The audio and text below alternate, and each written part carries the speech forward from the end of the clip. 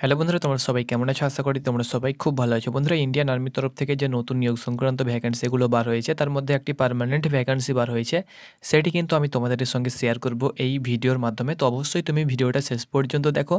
যদি তুমি পার্মানেন্ট হিসাবে ইন্ডিয়ান আর্মিতে জয়েন করতে চাও, তাহলে দেখো বন্ধুরা, অনেকে রয়েছে যারা অগ্নিপথ স্কিমের মাধ্যমে অগ্নিবীরে জয়েন করতে চায় না, যেহেতু সেটা 4 বছরের চুক্তিভিত্তিক চাকরি।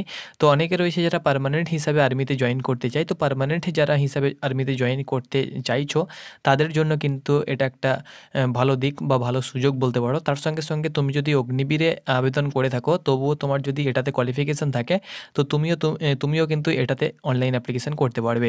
অর্থাৎ অগ্নিবীরের পাশাপাশি কিন্তু এটাতেও তুমি অ্যাপ্লিকেশন করতে পারবে। তো চলো, সেটি কিন্তু আমি তোমাদের সঙ্গে শেয়ার করে দিচ্ছি, একদম অফিসিয়াল নোটিফিকেশান। এবং তোমাদের অনলাইন অ্যাপ্লিকেশান কিন্তু শুরু হয়েছে।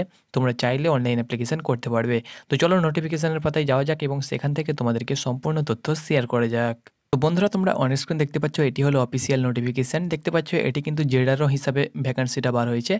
জোনাল রিক্রুটিং অফিস কলকাতা, জেডারও। তোমরা জানো যে একটা জেডারোর আন্ডারে কয়েকটি স্টেট থাকে। আমাদের জেডারোর আন্ডারে 3টি স্টেট রয়েছে, যেমনটা ওয়েস্ট বেঙ্গল রয়েছে, তার সঙ্গে সঙ্গে উড়িষ্যা রয়েছে এবং সিকিম রয়েছে আমাদের কলকাতা জেডারোর আন্ডারে।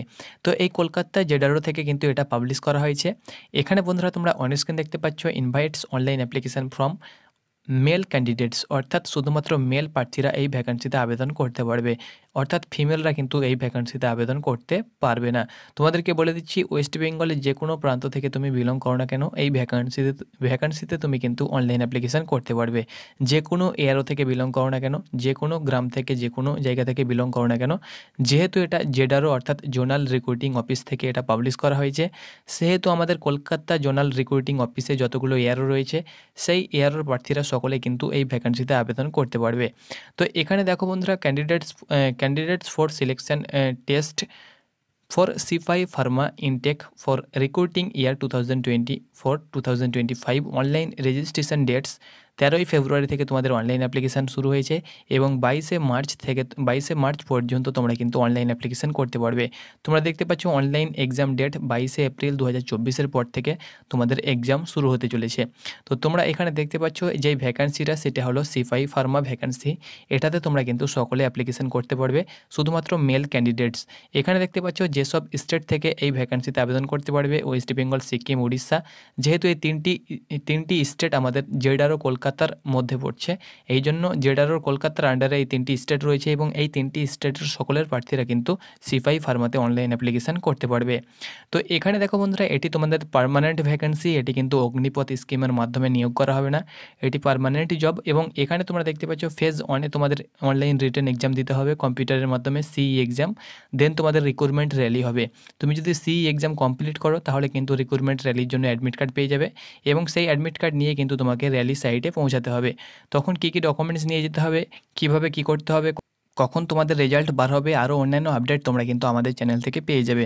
দেখো বন্ধুরা, অনলাইন অ্যাপ্লিকেশন করার জন্য তোমাদেরকে 250 টাকা চার্জ কিন্তু দিতে হবে। এটা সকলকেই কিন্তু 250 টাকা দিতে হচ্ছে। অনলাইন অ্যাপ্লিকেশন তুমি যখন করবে, অনলাইন অ্যাপ্লিকেশন সাবমিট করার পরে কিন্তু এই চার্জটা তোমাদেরকে অনলাইন এক্সামিনেশন চার্জ হিসাবে কিন্তু তোমাদেরকে দিতে হবে। এখানে দেখো এলিজিবিলিটি ক্রাইটেরিয়া, অর্থাৎ এডুকেশন কোয়ালিফিকেশান বয়েস। তো এখানে বয়েস বন্ধুরা দেখতে পাচ্ছ 19 থেকে 25 বছর। এখানে যদি তোমার 19 থেকে 25 বছরের মধ্যে বয়স হয়ে থাকে, তাহলে তুমি কিন্তু আবেদন করতে পারবে। 1 অক্টোবর 1999 থেকে 1 এপ্রিল 2005-এর মধ্যে তোমার যদি ডিওবি হয়ে থাকে, তাহলে তুমি কিন্তু এই ভ্যাকান্সিতে আবেদন করতে পারছো। সিপাই ফার্মা ভ্যাকান্সি 10+2 উচ্চ মাধ্যমিক পাস হলে তুমি কিন্তু আবেদন করতে পারবে।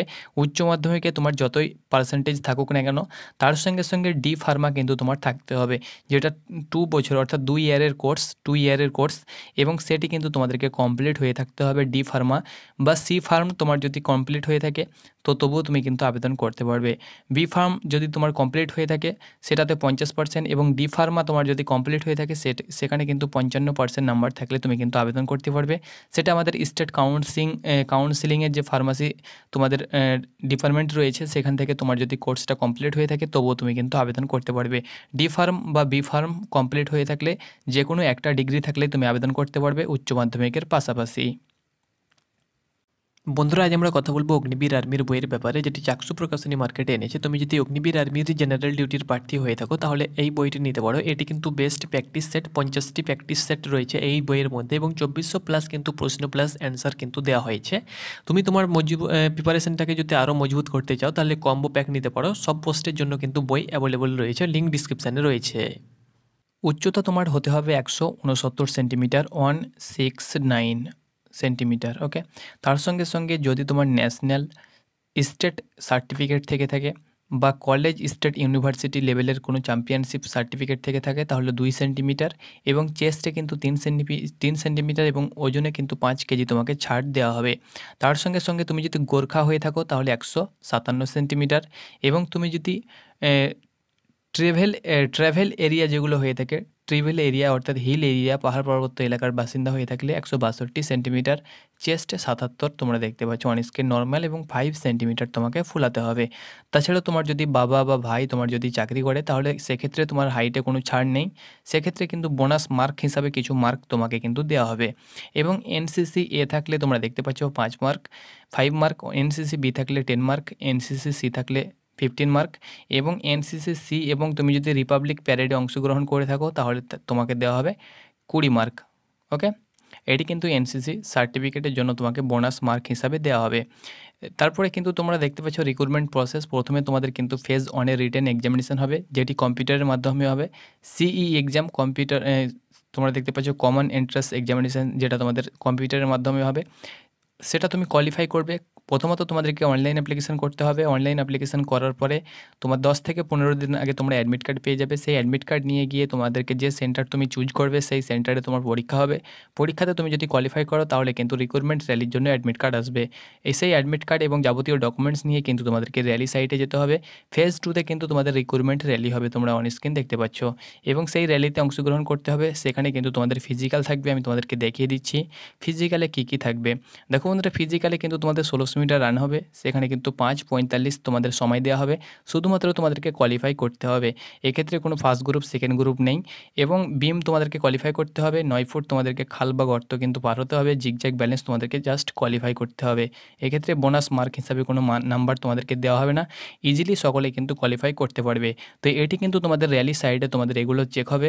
তার সঙ্গে সঙ্গে কিন্তু তোমাদের হাইট, চেস্ট এবং ওজন কিন্তু র্যালি সাইডে দেখা হবে। তো এগুলো দেখার পরে কিন্তু তোমাদের অ্যাডাপ্টেবিলিটি টেস্ট হবে, দেন তোমাদের মেডিকেল এক্সামিনেশন হবে। তো এই প্রসেস কমপ্লিট হওয়ার পরে কিন্তু তোমাদের ফাইনাল মেরিট লিস্ট তৈরি হবে। দেখো, তুমি যখন অনলাইন অ্যাপ্লিকেশন করবে, অনলাইন অ্যাপ্লিকেশন করার পরে তোমাদের অ্যাডমিট কার্ড আসবে। সেই অ্যাডমিট কার্ডের সময় কিন্তু শুধুমাত্র ফটো এবং আধার কার্ড তোমাদেরকে সঙ্গে নিয়ে যেতে হবে। যখন তুমি র্যালি রিক্রুটমেন্ট, অর্থাৎ তোমাদের যখন রিক্রুটমেন্ট র্যালি হবে তখন কিন্তু তোমাদেরকে রিক্রুটমেন্ট র্যালির অ্যাডমিট কার্ড, ফটোগ্রাফ 20 কপি তোমাদেরকে ফটো নিয়ে যেতে হবে। এডুকেশন সার্টিফিকেট, মাধ্যমিক, উচ্চ মাধ্যমিক, তার সঙ্গে সঙ্গে ডিফার্ম বা বিফার্মের যে সার্টিফিকেট সেটা নিয়ে যেতে হবে। ডোমেসিয়াল সার্টিফিকেট তোমাদেরকে নিয়ে যেতে হবে। Caste certificate, religion certificate, school character certificate, character certificate যেটি তুমি পঞ্চায়েত বা মিউনিসিপ্যাল থেকে পেয়ে যাবে। আনম্যারিড সার্টিফিকেট পঞ্চায়েত থেকে বা মিউনিসিপ্যাল থেকে পেয়ে যাবে।